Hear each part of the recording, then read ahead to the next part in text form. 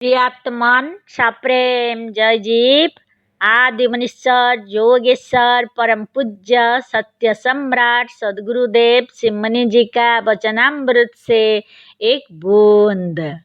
नित्य सपन में चंद्र सूर्य ग्रह उपग्रह नदी पर्वत समुद्र और स्रोत सारा संसार बनाकर यह मन कहता है कि जिसके पास बुद्धि हो वह इस तत्व को समझ ले कि इस सृष्टि को बनाने वाला भी सर्वशक्तिमान मन ही है, आपके भीतर विद्यमान है।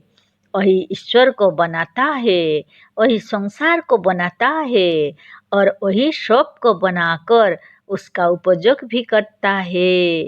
पत्थर के बने हुए साकार ईश्वर का निराकार ईश्वर के होने से उन पत्थर का व स्वयं उस निराकार ईश्वर का कुछ लाभ नहीं है।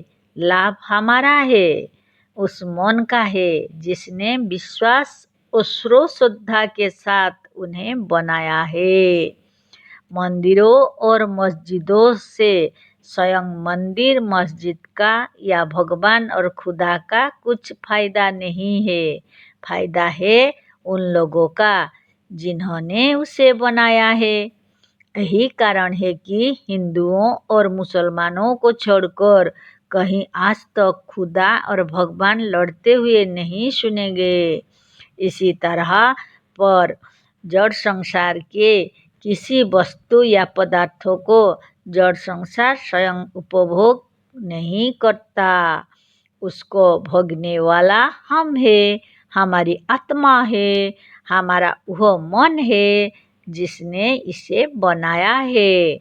मन ही सबका कारण है।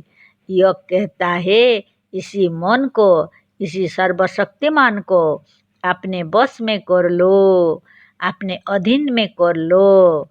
यह आप ही का सेवक है, यह आप ही का विभूति है। जिसका सेवक सर्वशक्तिमान है उसका मालिक यह आत्मा कितना महान और बड़ा होगा, इसका कोई अंदाज भी नहीं कर सकता।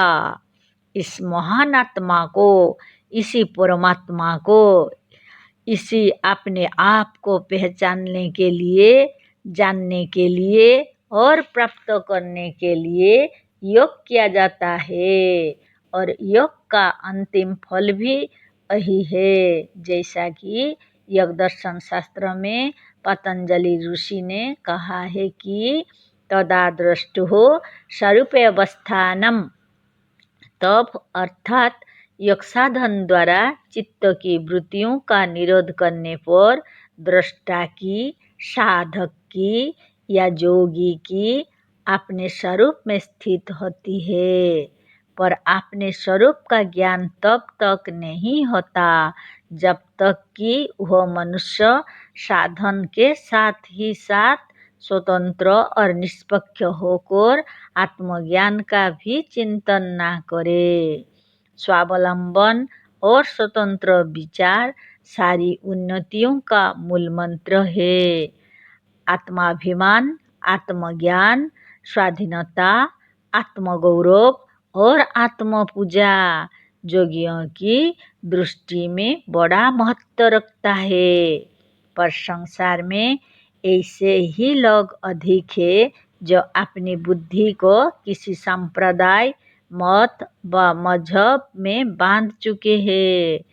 ऐसी बुद्धि सांप्रदायिक चक्रों और मजहबी दायरों से निकलकर आगे नहीं बढ़ सकती।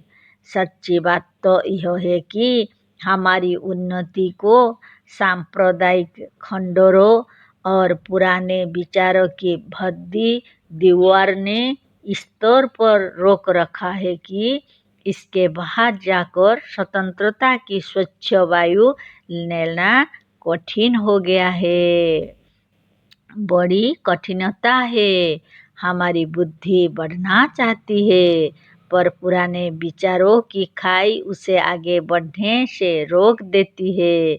इस खाई को किसी दूसरे ने नहीं बनाया है, हमने स्वयं बनाया है। हमारे मन की बात है। यदि हम चाहे तो अभी इस स्वतंत्र विचार द्वारा खाई के उस पार जा सकते हैं। जय जीव।